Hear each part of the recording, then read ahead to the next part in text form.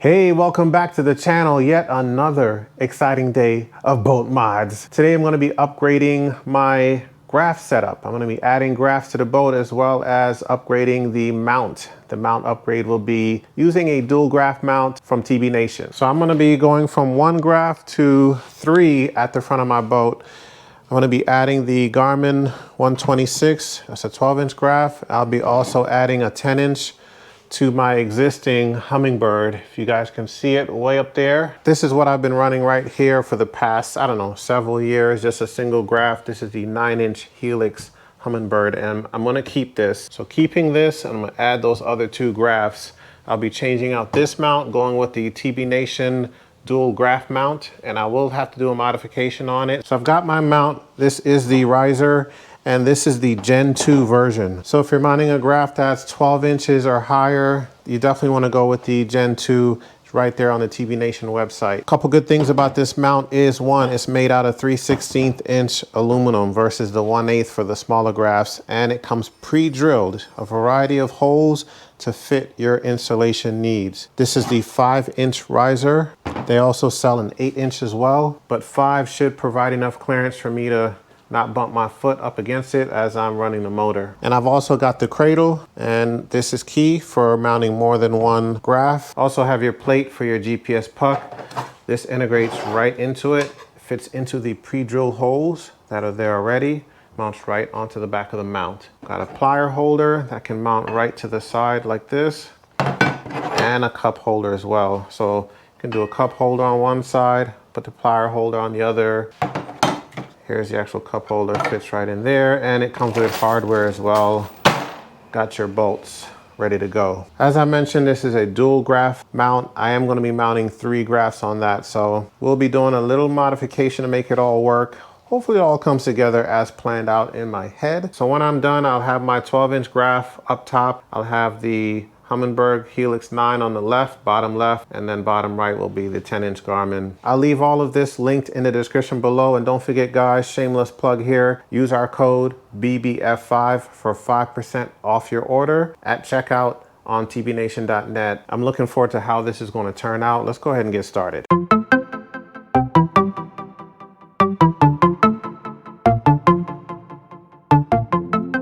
Here's the graph riser right here. So one of the key things to do is to make sure that you have enough space to mount your graphs. And especially with, on this boat, having 2 side by side, need to be able to clear the trolling motor, make sure there's no obstructions or it's hitting or banging on that. We're going to put the cradle up top and do a little customization. Well, we have to do the customization period, which is to add a piece of flat bar right across the top here. And that will allow enough mounting space or material to be able to mount the 2 graphs side by side on the bottom, okay? This is a 2 graph mount, and I'm gonna make it a 3. So this bar is what's gonna make that happen. So you've got your riser, cradle, and this flat bar. This is a custom piece. This is what we're doing. If you're just running 2 graphs, you don't even have to do this. What I'm thinking to do, slight customization. These are number 10 holes right here. I wanna go with 1/4 inch because I'm gonna have 3 large graphs installed here, and just to play it safe, and I know I've got 3 on each side, number 10 is probably would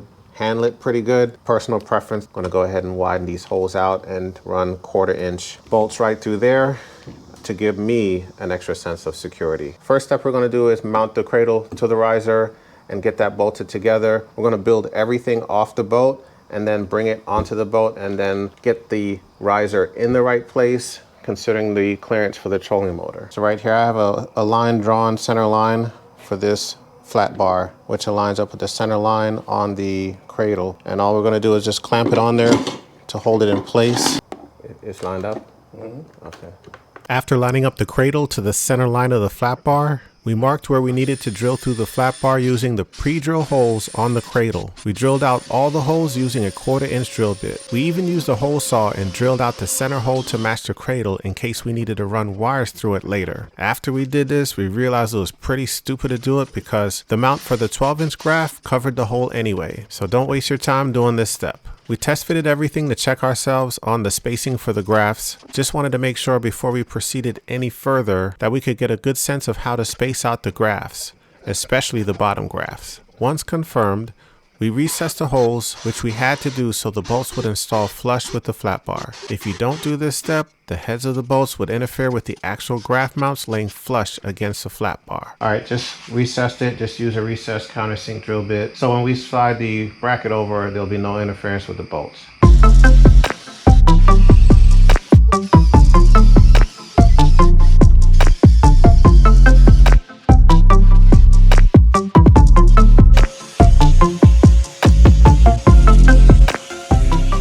All right, we are all done bolting in everything, 3 graft mounts, and we're pretty tired. It's not even that late. It's 12:15. To get there, we had to go through multiple layers of aluminum, 4 layers being the thickest. Right here, took quite a bit of time and elbow grease to get that done. 1/4-inch bolts on one side and number 10s on the left side. This is a smaller graft, so that's plenty of strength for that. All in all, this is going to be a very, very solid structure. We'll be dropping in 8 bolts here, and that's securing the cradle to the riser. And then we're also going to drill out these holes down here at the base of the riser, 2 1/4-inch, and get 6 1/4-inch bolts going through that with nuts underneath the deck. This has got to be one solid thing. It's a lot of weight with 3 grafts, but I'm pretty confident with how this is going. Next up, just shave off some of the excess here, and that's important for this side. This is the side of the trolling motor, so I'm going to take off about, I don't know, about 1.5 inches roughly to make sure that we have clearance for all movements of the trolling motor, not only the motor itself, shaft, but also the cable for the trolling motor. And this side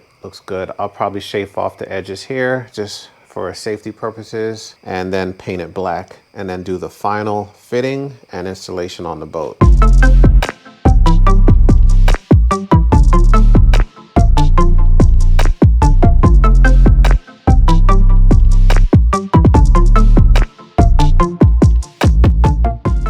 All right, it is all painted and done, ready to be installed. Did a matte black finish, came out really nice. So it should match the powder coating that's already on here, done by TV Nation Outdoors, on the riser and everything that I got. Even painted a couple black screws right there, so everything will match and look awesome. Painting this went with 2 coats of paint. That way it should hold up. It's gonna be exposed to all the elements, should hold up nicely. So now it's just time to do the final install, tighten everything up really tight, and then get it installed on the boat.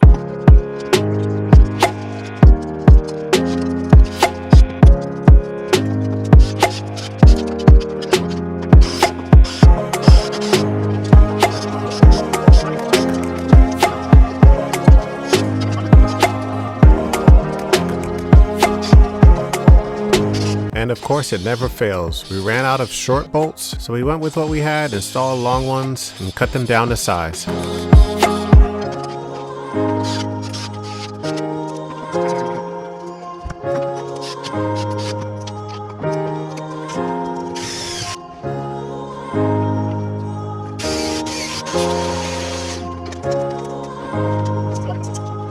One final modification we had to do was to trim a little off of each side of the foot pedal tray. We had to do this because the tray was bought from Amazon a few years back when I originally built out the boat, and it was a little too big to fit under the riser. It's a plastic tray, so trimming it was easy with the cutoff wheel. All right, got it all installed, locked down on the boat. I'm showing you this without the grafts on them right now. Got the base of the mount bolted in with 1/4-inch bolts, 3 on each side, and locked down underneath the deck with lock nuts, so this is not going anywhere. And got 2 4/6/8 up top, attaching the cradle to the mount. Coming around to the back of the mount, got the GPS puck adapter right here to mount the puck. I obviously don't have it on here right now. Again, 1/4-inch bolts locked in. Very happy how it came out. Just allows you to expand the capabilities of the dual graft mount to 3. Speaking of grafts, let's go ahead and get the grafts on them so you can see what that looks like as well. Now you get to see the final product, how the layout looks with the 12 on top, got the 10 over here and the 9 down bottom left. I love how this looks.